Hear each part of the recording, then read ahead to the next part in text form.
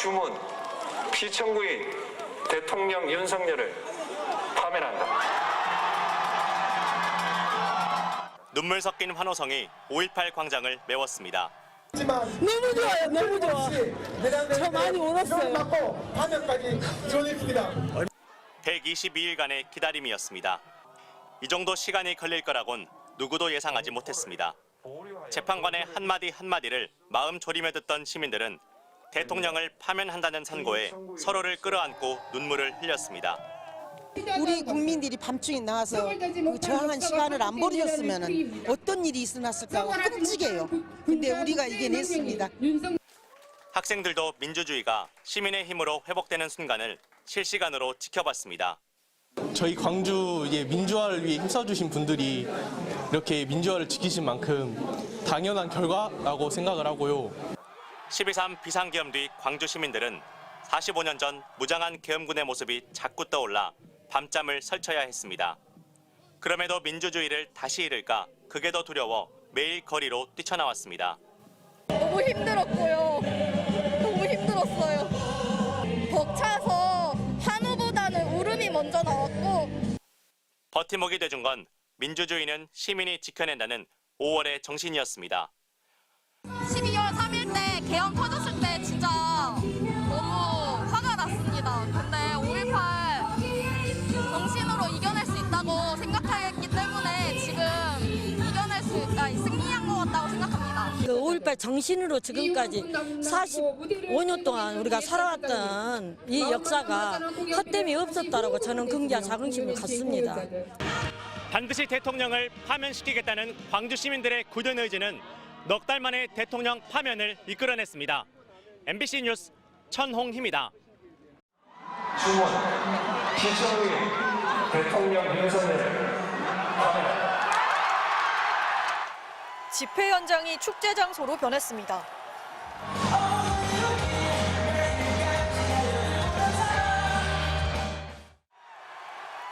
시민들은 자리를 박차고 일어나 함성을 질렀습니다. 태극기도 펼쳐들었습니다.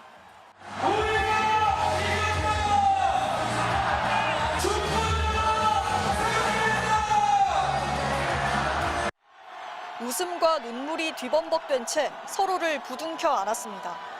터져나오는 환호 속에서도 흐르는 눈물을 감추지 못했습니다. 제가 이 파면한다라는 이 한마디를 들으려고 이 힘든 고생을 했나 싶어서 눈물부터 나더라고요. 일상을 무너뜨린 비상계엄. 헌법을 유린한 대통령은 파면해야 한다는 당연한 결론인데도 하루하루 애를 태워야 했습니다. 나름 되게 긴 시간이었다고 생각이 드는데 어쨌든 이제 마무리가 됐고 오늘은 좀 편히 잘 수 있을 것 같아서 기분이 좋습니다. 광장에서도 기차역에서도 학교에서도 만장일치 파면 선고가 나기까지 두 손을 모았습니다.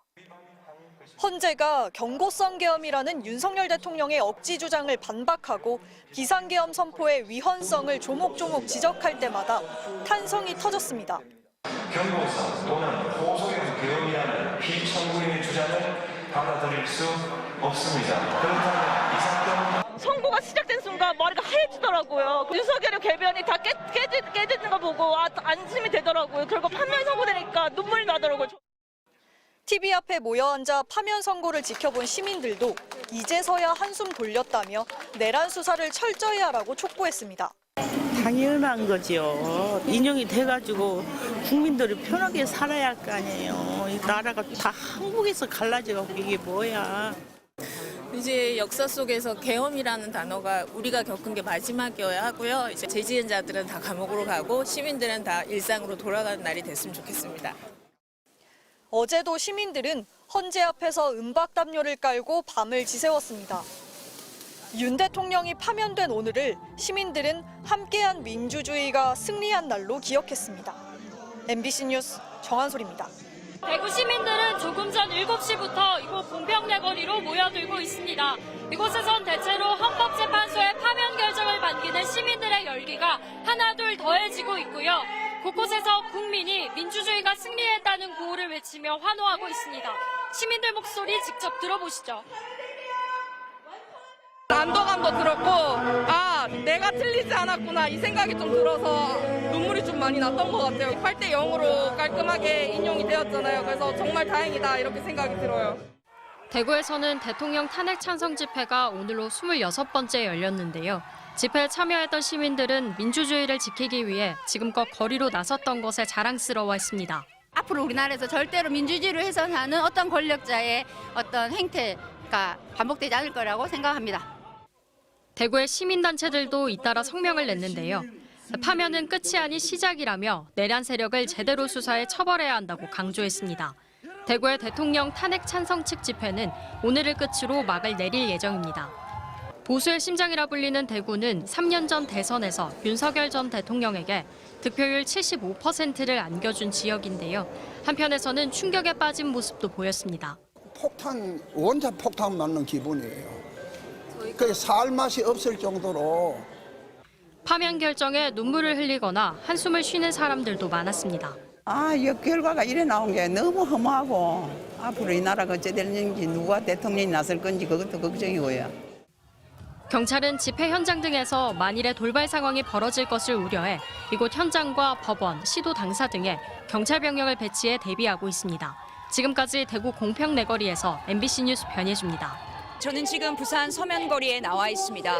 조금 전인 7시부터 이곳에선 대규모 시위가 진행되고 있는데요. 지금 그동안 부산 시민들은 이곳에서 지난 43번의 탄핵 촉구를 이어왔습니다. 오늘 44번째 마지막 집회를 탄핵 축하 대회란 이름으로 진행하고 있습니다. 오늘 집회인 주최 측 추산 3천여 명의 부산 시민들이 모였는데요. 시민 발언대와 공연 등을 진행하며 현재 탄핵 결정의 의미를 되새기고 있습니다. TV 생중계를 통해 대통령 파면 소식을 처음 접한 부산 시민들은 환호성을 지르며 현재 결정을 반겼는데요. 탄핵 선고까지 기다림이 길었던 만큼 재판관 8명 전원 일치로 파면 결정이 내려지자 감정을 감추지 못하는 시민들도 많았습니다.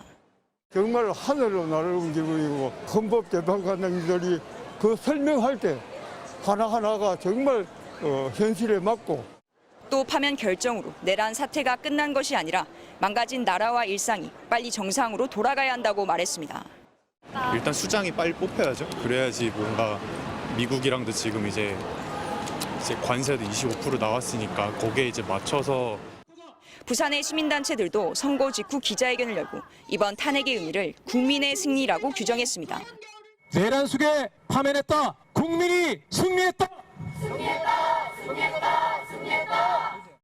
서면에선 오늘 낮 헌재 탄핵 결정을 반대하는 보수단체 집회도 열렸지만 별다른 물리적 충돌은 없었습니다. 지금까지 부산 서면에서 MBC 뉴스 조민입니다.